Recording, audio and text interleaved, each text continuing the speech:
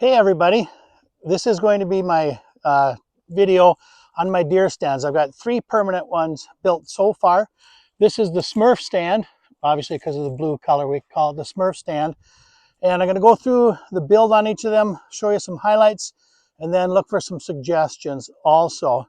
So follow along today as I go through my 3 stands, talk about what I like about them, what I maybe don't like about them, what I would have changed, and then we'll come meet. I'll give you some overhead views of the Smurf stand, kind of show you where to the north of me I just had some land clear cut, so that's growing back nicely with this aspen regeneration. We've cut a trail through the woods here that you'll see probably on the overhead, also my north trail and my east trail as it leads back to my back corner where the Smurf stand. I'm looking forward to this stand being really productive in the next few years. So follow the journey on the deer stand video. Thanks for checking in. Upon entering the Smurf stand, you'll see the ladder that I have right here. That's going to be steps eventually. I built this stand kind of late fall. I wanted to get it done, but I will be putting regular steps in here. I'm an old man. I need all the help I can get. And I'll put some railings up also just to make it a little bit safer. And let's go check it out. As you'll notice, yep, it's a garage door panel that I use for my door. These things are everywhere on my property. They're awesome. The latch, open her up. Let's go check it out. Come on.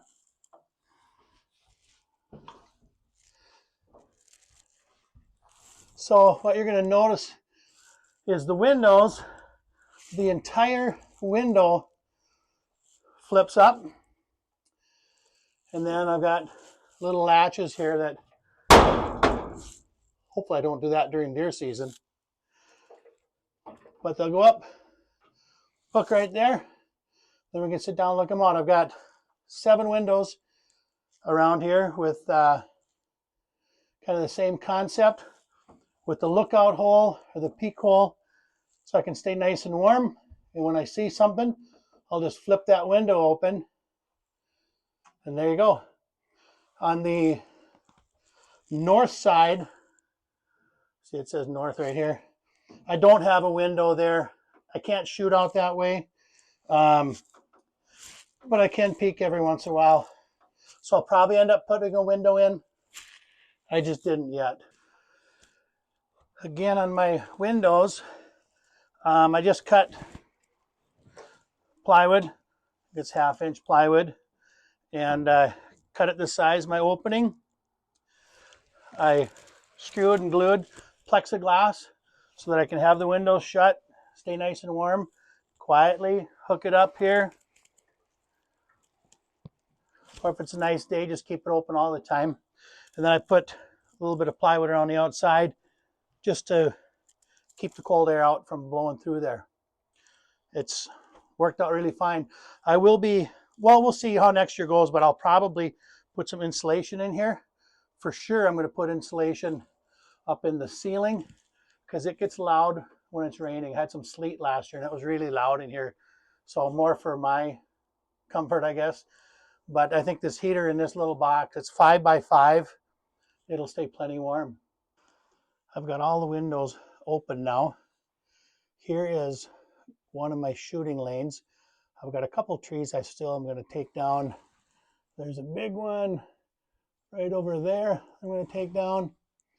And that'll open up. There's a little clearing back in the center of the woods there that I think, well, I know the deer move through there. There's trails going into that from several different locations.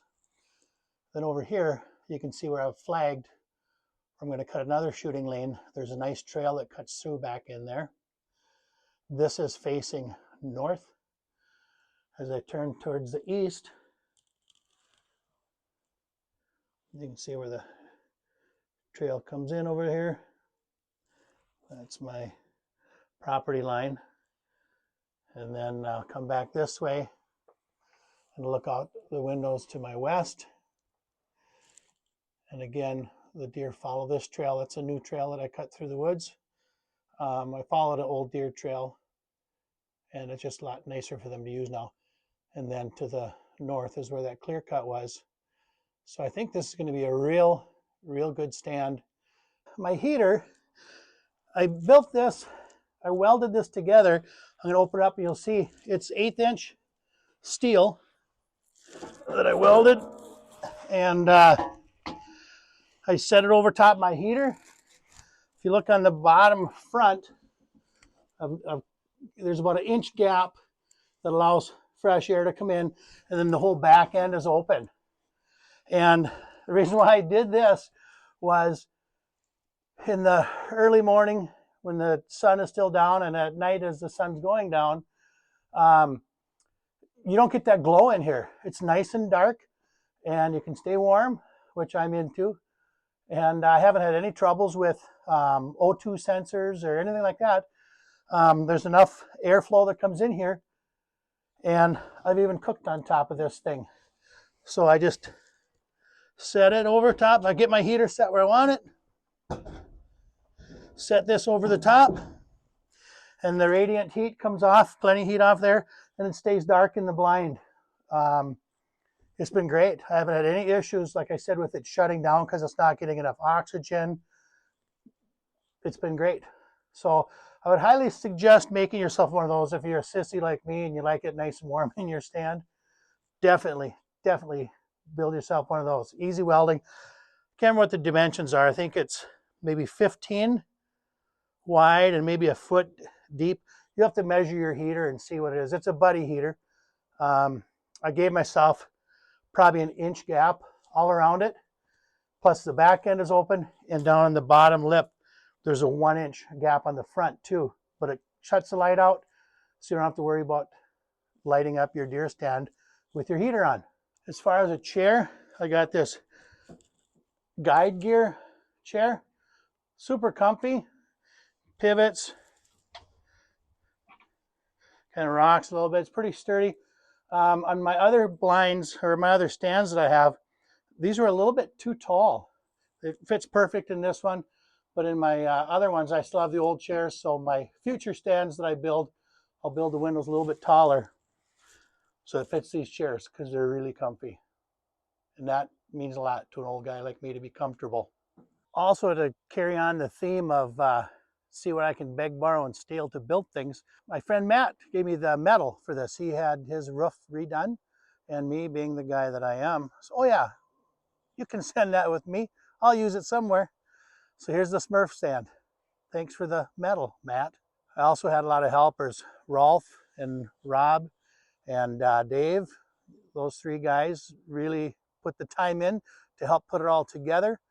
And then now we're going to see what we can do to kill some deer, put some venison on the cook stove. All right, that's the Smurf stand. Next, we're going to head over to the Soul Patch stand.